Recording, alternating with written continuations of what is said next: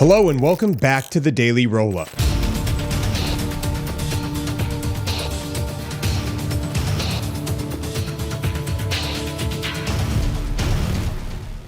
So like I said, back on February 13th of 2025, the Nimitz-class aircraft carrier USS Harry S. Truman collided with the Panamanian-flagged bulk carrier MV Besiktas. It was near Port Said in Egypt in the eastern Mediterranean Sea, just outside of the Suez Canal. This incident happened around 11:46 p.m. local time, with the Truman sustaining external damage to its starboard quarter aft of the number 3 aircraft elevator. Now, no injuries were reported on either vessel, and both ships remain seaworthy, though the Besiktas also suffered some relative hull damage. Now, the collision prompted an immediate investigation by the U.S. Navy's 6th Fleet, which attributed it to factors like restricted waters and potential human error, though the full details of the investigation remain classified. Now, in the aftermath of that, the Truman diverted to Naval Support Activity Suda Bay in Crete, Greece, for emergency assessments and temporary repairs, including structural inspections to confirm no compromise to watertight integrity or mission capability. By February 24th of 2025, the carrier was back underway in the Mediterranean, having completed on-site fixes that addressed immediate safety concerns, but left more extensive cosmetic and structural work for later. Now, the U.S. Navy ended up firing Captain Dave Snowden, who was the commanding officer at the time of the USS Harry S. Truman, on February 20th of 2025, citing a lack in trust and confidence in his ability to command following the mishap. Now, despite that setback, the Truman pressed on with its grueling 9-month deployment, which had begun in late September of 2024. And overall, the carrier strike group logged over 70,000 flight hours, conducted thousands of airstrikes against Houthi targets in Yemen, and supported operations in the Red Sea amid escalating regional tensions. Now, it returned to its home port in Naval Station Norfolk, Virginia on June 1st of 2025, greeted by thousands of family members, what sailors described as one of the most intense U.S. Navy deployments in decades. Fast forward to October of 2025, they're celebrating the U.S. Navy's 250th anniversary, precisely 8 months after the collision. And you can see the recent photos that reveal the Truman's boo-boo still remaining largely unrepaired, with the dented, scraped hull section simply painted over gray to match the ship's exterior and potentially hide the damage that's still there from when the Panamanian-flagged bulk carrier MV Besiktas collided with the USS Harry S. Truman. Now, the damage, if you put up the two photos next to each other, you can see what the damage looked like post-crash or post-collision, and then what the damage looked like on the USS Harry S. Truman during the Navy birthday celebration. Now, it's still like a roughly 20-foot indentation and torn plating from its starboard side, but no penetration into critical areas like propulsion or aviation systems. Now, Navy personnel and observers note this is common for non-mission essential cosmetic issues during or post-deployment, and then full restoration is deferred until the carrier's next major maintenance window, likely its mid-life refueling and complex overhaul, which is scheduled in the coming years at Newport News Shipbuilding. Now, outside of this, I've also heard some folks say, why waste taxpayer dollars repairing a purely superficial and cosmetic blemish when dry dock time is limited and prioritized for operational readiness? So that also makes sense too, because if it doesn't really affect operational readiness for the ship and it's just like cosmetic, it's kind of a low priority. But regardless, it still sparks some online debate about U.S. Navy maintenance backlogs, shipbuilding delays, with critics pointing at it as a symptom of a broader fleet strain, especially as the Truman, which was commissioned in 1998, has decades of service still left, but faces competition from emerging threats like China's Navy and things like that. So for now, the boo-boo just serves as a battle scar from the deployment that kept the carrier at the tip of the spear. And I guess they'll get to it later when it goes into dry dock for actual operational maintenance. On the evening of October 6th to 7th, Ukraine launched one of its largest drone assaults on Russian territory to date, involving 180 unmanned aerial vehicles targeting multiple regions, including industrial sites, oil facilities, and military infrastructure. Russian authorities reported intercepting and destroying roughly 184 to 209 drones across 14 regions and also the Black Sea. Obviously, those numbers could be, plus minus, with significant activity over Nizhny Novgorod Oblast, marking the second consecutive night of major strikes in the area following attacks on other locations where industrial plants are located. Now, as part of this defense, the Russian Pantsir S-1 surface-to-air missile system successfully intercepted at least one Ukrainian drone over the city of Nizhny Novgorod itself, which happened in this video. Check this out.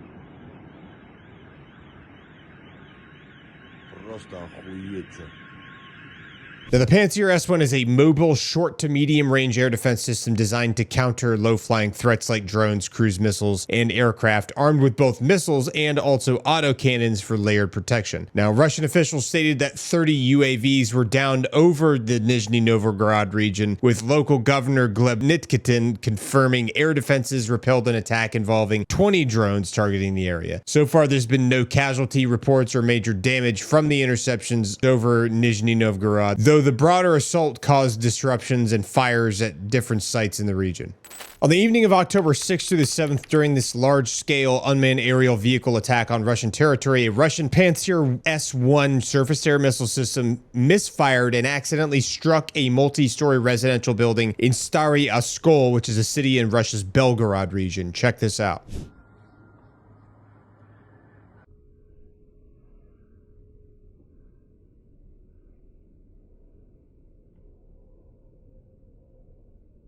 Now, the system was attempting to intercept an incoming unmanned aerial vehicle coming from Ukraine as part of Russia's air defense response to a barrage of over 200 of these UAVs. And unfortunately for them, it had some sort of a operational mishap. Now, apparently this Pantsir S-1 system has a history of having mishaps in urban areas where collateral risks are high due to its radar-guided proximity-fused warheads. But again, this just demonstrates how challenging it is to defend against a bunch of low-cost mass unmanned aerial vehicle attacks in populated areas where the air defenses can sometimes do a little bit more harm than good.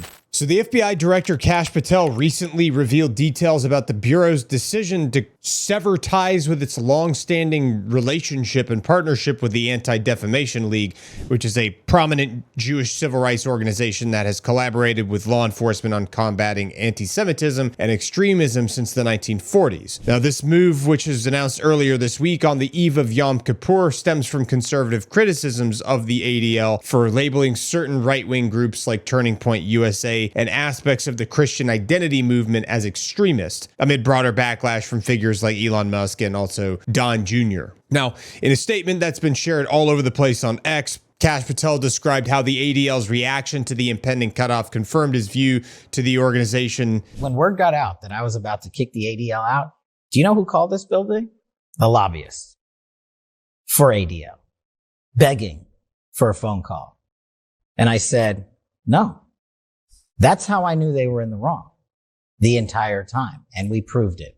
Now, basically, he was framing the, phone call as evidence that the ADL had a political front masquerading as a watchdog, particularly under former FBI Director James Comey's tenure when agents were embedded with the group for operations he called, quote, disgraceful spying on Americans, end quote. The FBI is also cutting ties with the Southern Poverty Law Center as part of this realignment to prioritize independence from perceived biased advocacy groups. Now, the ADL responded to the initial announcement with a statement expressing, quote, deep respect for the FBI and all law enforcement officers who protect all Americans no matter our differences. They reaffirm their commitment to stopping the unprecedented surge of anti-Semitism and hate, while noting that it's already retired its, quote, glossary of extremism due to its outdated entries and misuse in political debates. Now, progressive Jewish group J Street voiced stronger concern, calling the decision, quote, deeply disturbing, and warned that it could undermine efforts to combat hate. Now, reactions online have been largely split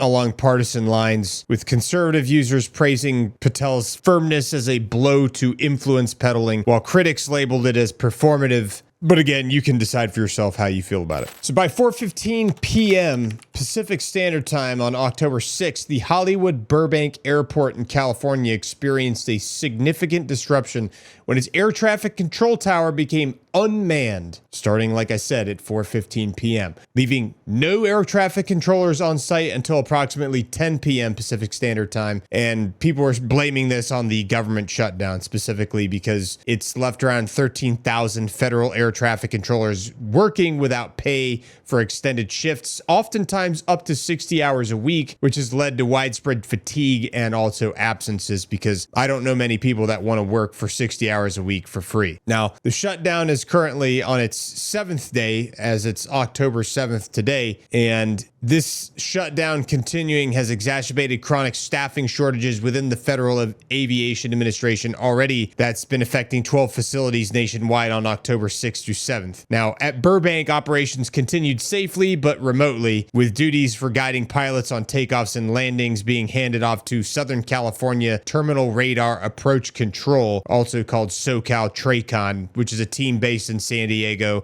which already manages much of the region's approach and departure traffic anyway. Now, the FAA responded with a statement acknowledging the issue, saying, quote, "As Secretary Duffy said, there have been increased staffing shortages across the system. When that happens, the FAA slows traffic into some airports to ensure safe operations." End quote. Now, this approach involved implementing like ground stops, delays of 30 to 45 minutes, which definitely affected airports, and prioritized safety over speed. Now, the Transportation Secretary Duffy had also warned earlier that the shutdown could disrupt air travel and cause delays, which have slowly been materializing shortly after he made that announcement. So, the unmanned tower in Burbank resulted in dozens of flights being delayed and several canceled, straining passengers during peak evening hours. And a similar ripple effect has been happening across the U.S., including places like Denver International Airport, where there was up to 45-minute delays, Newark Liberty Airport, which was like 20 to 30-minute delays, Phoenix Sky Harbor, which was 30-minute plus delays, and the Harry Reid Airport in Las Vegas, which had like a varying amount of time of delays. Now, the National Air Traffic Controllers Association highlighted the human toll, noting controllers are operating in, quote, extremely stressful environments without compensation, prompting the sick calls and other things like that. Now, this isn't isolated because pre-shutdown, the FAA was already short-staffed, and the impasse in Congress has halted funding for federal workers, including aviation personnel. Now, critics have been arguing that shutdown risks aviation safety, while supporters of fiscal restraint see it as necessary. But again, you can decide that for yourself. So on the morning of October 7th of 2025, around 9:30 a.m. local time, a utility van belonging to a company responsible for public lighting in Paris caught fire just a few meters from the Hotel de Matignon, which is the official residence and office of the French Prime Minister. Now, the fire started in equipment used for detecting short circuits and quickly spread throughout the vehicle, producing thick black smoke visible above nearby buildings. Now, several explosion-like sounds were heard prior to this and during the blaze, which initially sparked concerns of a larger detonation. However, according to police, the van contained gas cylinders, which raised fears of a significant explosion risk. After that fact, though, the Paris Fire Department clarified that the noises came from small aerosol canisters inside the vehicle igniting in the heat, and there was no major blast. The fire was rapidly contained by firefighters, with only minor damage to an adjacent cheese shop because it burned some of the awning of a nearby cheese shop. There were no injuries reported, and a security perimeter was established around the scene in order to manage the response. Now, the timing for this is bad, and the optics is bad because it took place near a high security site amid the ongoing political instability, so it drew a lot of attention to it. However, authorities have not indicated that there was any suspicious activity, just treating it as an accidental fire. Today's October 7th of 2025, and this marks the 2-year anniversary of the attack that was led by Hamas on Israel in 2023. And on this second anniversary, air raid sirens sounded out all over Eilat, which is Israel's southernmost city on the Red Sea, as the Israeli Defense Forces intercepted at least 4 one-way attack drones sent by the Houthi rebels in Yemen, who are an Iranian-backed proxy, essentially. The interceptions occurred pretty fast over the course of about an hour, starting around midday local time, with the drones approaching from the direction of Yemen. Now, the first drone drone was downed early in the sequence, followed by 2 more shortly after sirens activated, and a 4th was intercepted outside Israeli airspace to prevent entry. All of them were successfully neutralized by Israeli air defenses, including fighter jets and possibly Iron Dome systems, with no reported injuries, damage, or shrapnel fallout in populated areas. The Houthis control a large portion of northern Yemen and have escalated attacks on Israel since October 2023, especially after the incursions into Gaza really started to ramp up. And every time that the Houthis conduct an attack on Israel, Israel responds in kind and attacks the Houthis. So I would expect a response from this probably, within a week. Looks like the Illinois governor J.B. Pritzker made headlines today during a press conference in Chicago where he kind of tried to draw parallels between the president of the United States' recent threats to deploy National Guard troops to Democratic strongholds like Chicago, and then compared them to the initial tactics of the Nazi regime in the 1930s as they were forming. Now, Pritzker, who helped fund the construction of the Illinois Holocaust Museum, framed the moves as part of a broader slide into authoritarianism, and then specifically warned that such deployments could be used to intimidate voters, suppress dissent, and rig future elections by, quote, protecting the vote at polling stations, or even confiscating ballots in the event of a loss, likening it to tactics employed by leaders like Vladimir Putin. Now, another key quote that he had to say was, quote, what we're talking about is authoritarianism in the early days of the Nazi regime. They started slowly but surely taking away people's rights, and what we're seeing now is the very same thing, end quote. So this is a very typical thing that you see from folks that are on the fringes of the far right and the far left, right? They use extremes like this to compare it to Nazi Germany. It happens on both sides. He's just doing it. He's fallen for the pitfall. This is not the first time, by the way, that Pritzker's invoked the Nazi Germany in critiquing the president or other people for that matter. He's made similar comparisons in February 2025 during his State of the State address, and again in August of 2025 amid threats of federal intervention in Chicago when people started catching word that ICE was getting ready to start showing up there to start deporting people, because a lot of these big cities have become known to be safe havens and what are they called? Sanctuary cities is, I think, the way that they've been referred to. But the statements obviously sparked some significant backlash for its inflammatory tone, with a lot of critics accusing him of the same type of rhetoric that people were accusing a lot of the left of, like using the word fascist a lot, using the word Nazi a lot to describe people. And you keep saying that until people start to believe that that's true, so that's been a real problem.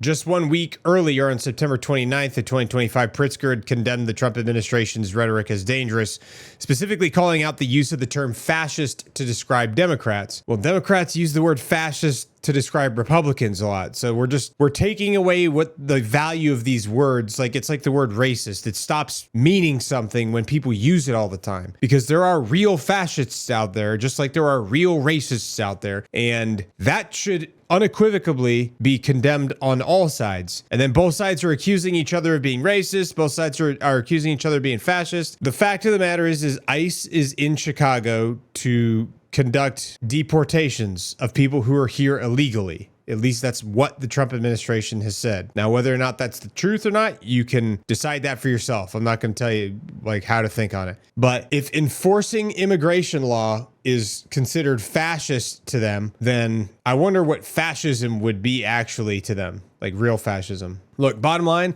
is that both sides are using these labels and increasingly weaponizing historical atrocities in partisan battles. And that's a problem. So we all should probably just chill out and eat a moon pie or something. All right, guys, that's it for the daily roll-up for today. I appreciate you watching the video up until this point. If you stuck around till now, believe it or not, you actually are helping the channel, because the longer people are retained on a video, the longer they watch through it, the more it gets boosted in the algorithm. So I really appreciate you guys sticking around till now. Another way you can support the channel is you can like this video, you can leave a comment in the comment section, or you can share this video with your friends. So please let us know what you thought about this video in the comment section below, and we will see you in the next video.